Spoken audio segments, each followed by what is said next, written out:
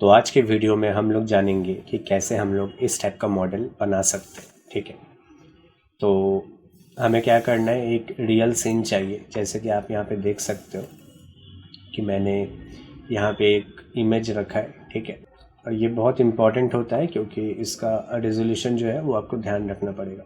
ठीक है, इनकेस अगर नहीं है तो आपको बना लेना पड़ेगा। ठीक है, 1920x1080 या आपको जिस टाइप का चाहिए आप उस हिसाब से इसका रेजोल्यूशन रखना इमेज का। ठीक है, आपको माया में क्या करना है, सबसे पहला चीज़ तो यहाँ सेटिंग्स में जाना है, आर्नोल्ड का सेटिंग में, और यहाँ पे जो सबसे इम्पोर्टेंट काम है वो है विड्थ एंड हाइट को सेट कर लेना। So for this reason it will be 1920 and 1080। Okay fine. और एक काम करना है, जैसे कि आप यहाँ पे देख सकते हो कि राइट नाउ मैं यहाँ पे पर्सपेक्टिव में हूँ, तो आप इस कैमरा पे क्लिक कर सकते हैं, ये वाला कैमरा। ठीक है, उसके बाद ये जो फोकल लेंथ है ना, इसको आप मिनिमम 80 कर दीजिएगा, तो ये सही रहता है। ठीक है, आपका मॉडल जो है वो डिस्टॉर्ट नहीं दिखेगा। ठीक है, उसके बाद हमें इस कैमरा को क्लिक करना है और थोड़ा हम नीचे की तरफ जाएंगे तो आपको एनवायरनमेंट मिलेगा। आपको इमेज प्लेन को यहाँ पे क्रिएट कर लेना है। तो एक बार जब इसको क्लिक करते हैं तो यहाँ पे इमेज नेम आपको मिल जाएगा। ठीक है, तो मैं इमेज नेम पे इस पर क्लिक करता हूँ और मैंने डेस्कटॉप पे रखा है वो वाला इमेज, तो मैं इसको यहाँ पे ले आया। ठीक है, आप ये वाला ऑन कर लेना। ठीक है, रेजोल्यूशन गेट, तो इससे आपको समझ में आएगा। इनकेस अगर आपको इसमें वो फिट नहीं दिखा रहा है तो थोड़ा स्क्रॉल करके नीचे जाने से यहाँ पे है फिट टू रेजोल्यूशन गेट, तो एक बार आप यहाँ पे क्लिक कर दीजिएगा, आपका यहाँ पे फिट हो जाएगा। ठीक है, अभी मेन मुद्दा है कि यहाँ पे हमें कैमरा को सेट करना है। ठीक है, तो कैमरा सेट करने के लिए हमारा जो ये ग्रिड है ना, ये ग्रिड, इस ग्रिड को आपको बेसिकली एक बार F प्रेस करना है। तो जब मैं F यहाँ पे प्रेस करूँगा तो ये ग्रिड आपको मिल जाएगा। अब सिंपली यहाँ पे जूम आउट करो, जूम इन करो, व्हाटएवर। ठीक है, बेसिकली इसको क्या करो ना, बस ग्रिड को मैं सिर्फ जूम इन कर रहा हूँ और कुछ नहीं। ठीक है, जूम इन और जूम आउट करके मैं यहाँ पे इसको सेट करने का ट्राई कर रहा हूँ। ठीक है, व्यू पोर्ट में आपका ये मूव नहीं करेगा ऑटोमेटिकली। जब आपका इमेज प्लेन यहाँ पे रहता है तो कुछ नहीं होता है। ठीक है, आप सिर्फ ऐसे करके व्यू पोर्ट को रोटेट कर सकते हो ज़्यादा से ज़्यादा। ठीक है, और zoom in and zoom out कर सकते हो। ठीक है, मैं सबसे पहले यहाँ पे अपना मॉडल ले आता हूँ, तो मैं इंपोर्ट कर लेता हूँ। मान लो मेरे पास है ये कॉफ़ी का FBX, तो जैसे मैंने इंपोर्ट किया ये डेफिनेटली ग्रिड के ऊपर आएगा, जैसे आप यहाँ पे देख पा रहे हो। ठीक है, मैं अगर जूम इन करूँ और जूम आउट करूँ तो कुछ समझ में आएगा, आप देख लो। अभी आपको समझना पड़ेगा कि आपका कॉफ़ी का एंगल क्या रहेगा। ठीक है, मैंने यहाँ से टेक्सचर्स मोड को ऑन कर दिया। मान लो कि मेरा इस टाइप का रहेगा एंगल। ठीक है, अब इसको आप जूम आउट करो, बट देखो जैसे मैं जूम आउट कर रहा हूँ ना, ये गायब हो जा रहा है। एंड दैट इज़ बिकॉज अगर मैं पैनल पे जाके पर्सपेक्टिव में जाके न्यू पे क्लिक करूँ तो देखिए क्या हो रहा है, ये इसके साथ ओवरलैप हो जा रहा है। ठीक है, ये रीज़न है इसका ऐसा होने के लिए। तो आपको क्या करना है, आपको पर्सपेक्टिव में ही रहना है, आपको यहाँ पे नीचे की तरफ जाना है। ठीक है, ये वाला, ये पर्सपेक्टिव 1 है, ध्यान रखिएगा। ठीक है, मेक श्योर कीजिएगा कि आप यहाँ पर्सपेक्टिव में आए, फिर आप इस कैमरे पे क्लिक कीजिए ताकि ये पर्सपेक्टिव है, वो 1 था। ठीक है, याद रखिएगा।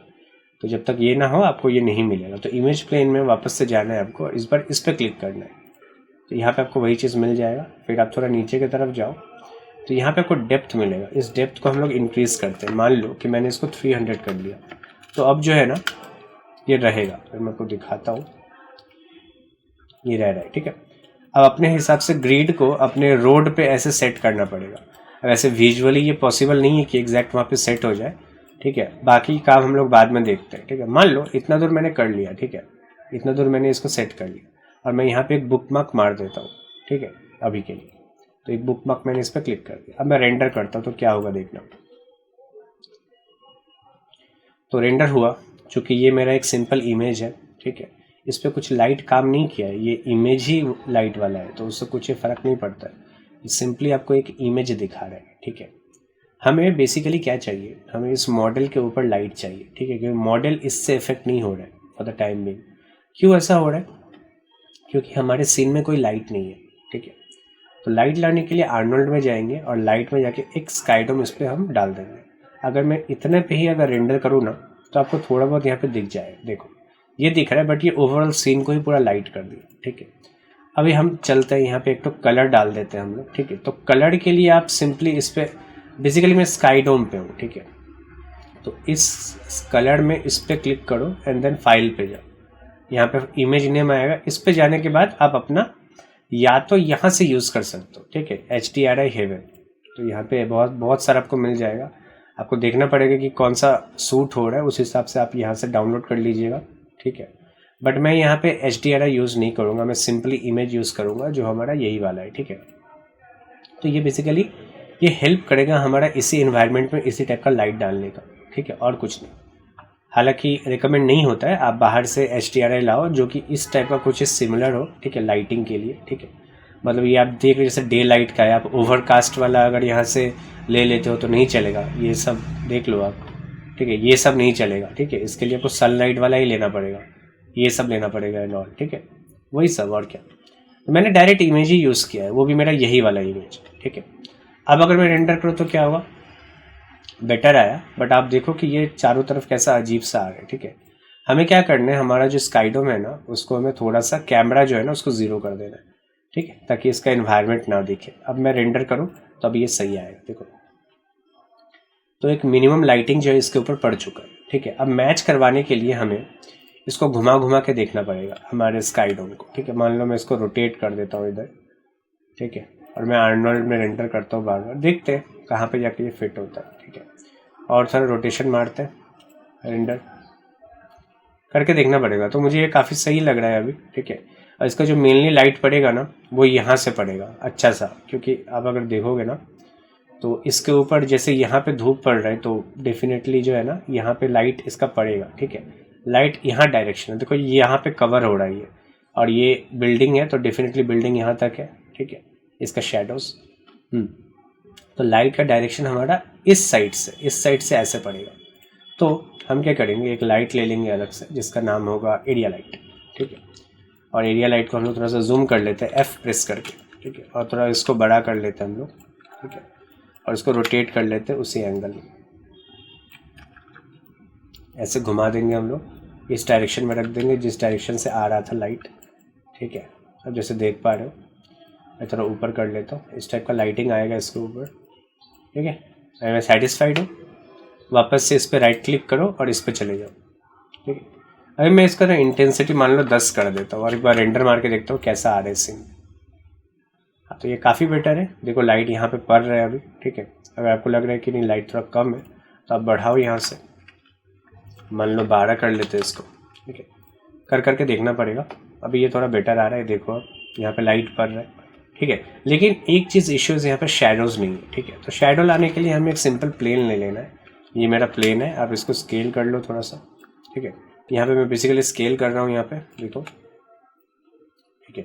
और थोड़ा सा इसको बड़ा करके रख देना है आपको, थोड़ा ऐसे आप स्केल भी चाहो तो कर सकते हो वाई एक्सिस में, इस एंगल में बोल रहा हूँ मैं, ठीक है। वापस से आप चले जाओ राइट क्लिक करके कैमरा व्यू में, ठीक है, फाइन।